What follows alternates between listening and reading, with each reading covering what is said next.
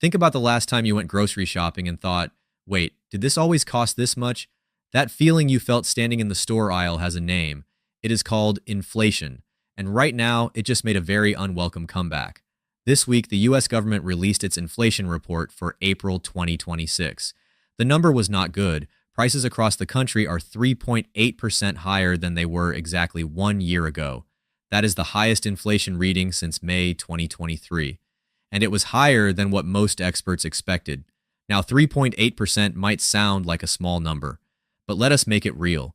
If your family spends $5,000 per month on all your regular expenses, groceries, gas, electricity, rent, clothing, medicine, a 3.8% increase means you are now spending $190 more every single month just to buy the exact same things you were buying a year ago.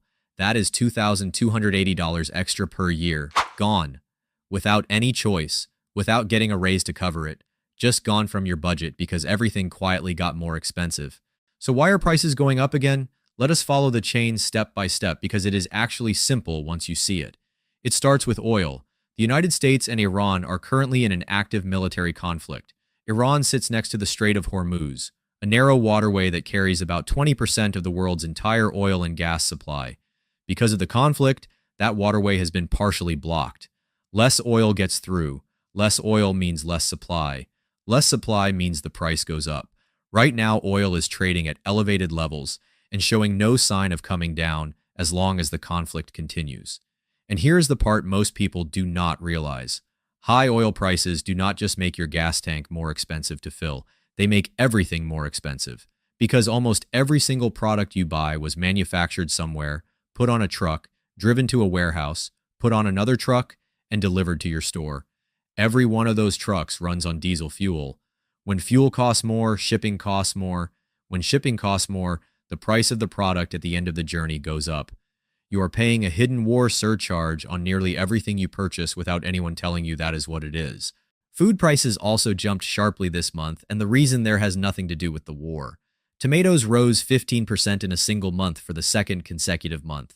Fruits and vegetables overall rose 1.8% from March to April alone. Beef surged 2.7% in 1 month. The reason is drought.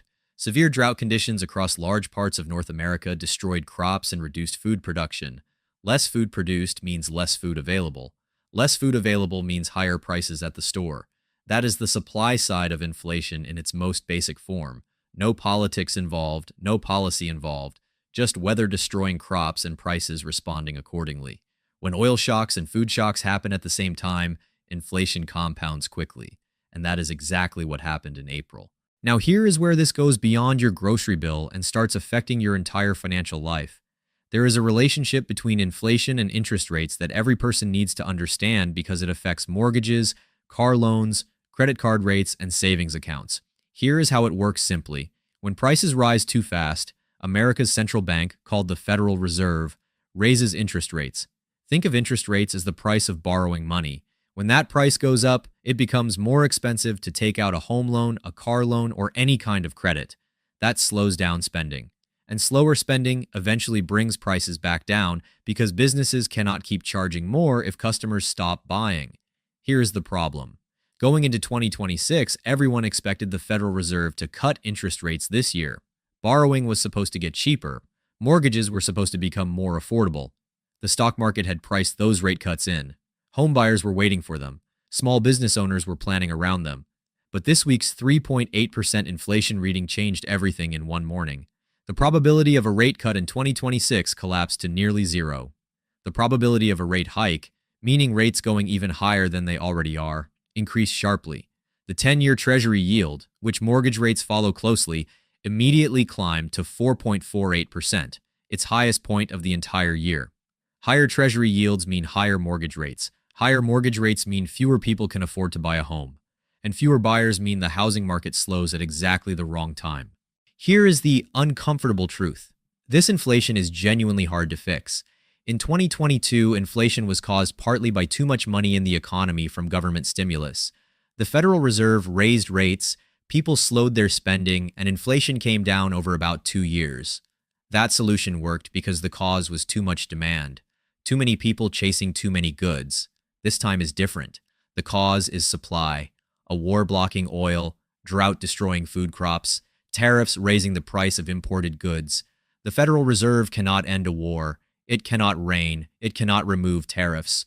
All it can do is raise rates and deliberately slow down the economy, which hurts workers, businesses, and families, in the hope that less spending will bring prices down, even though the reason prices are high has nothing to do with how much anyone is spending.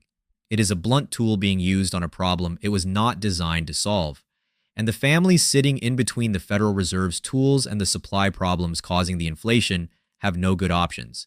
They can spend less, but they cannot spend less on groceries, medicine, or electricity. So here's the question I want you to answer in the comments. When you went shopping this week, did prices feel higher to you? And do you think the government has any real tools to bring them back down? Because 3.8% is not just a headline number. It is the difference between a budget that works and one that does not. And right now, for a lot of families across America, the math is not working. Now, here is what this means practically for how you manage your money right now. There are three things that inflation does to your financial life simultaneously. First, it reduces the value of any cash you have sitting in a savings account. If your savings account pays 2% interest, but inflation is 3.8%, your money is losing purchasing power at 1.8% per year, even while it sits safely in the bank. Second, inflation makes debt more urgent to pay off, specifically high-interest debt like credit cards. If inflation is 3.8% and your credit card charges 22% interest, your real cost of carrying that balance is already brutal and getting worse. Third, inflation rewards people who own real assets. A house, a plot of farmland, shares in a company. Real things tend to rise in price along with inflation. Cash does not. This is partly why the wealthy tend to survive inflationary periods better than people who depend entirely on wages and savings accounts. Their assets go up with prices. Their purchasing power is protected.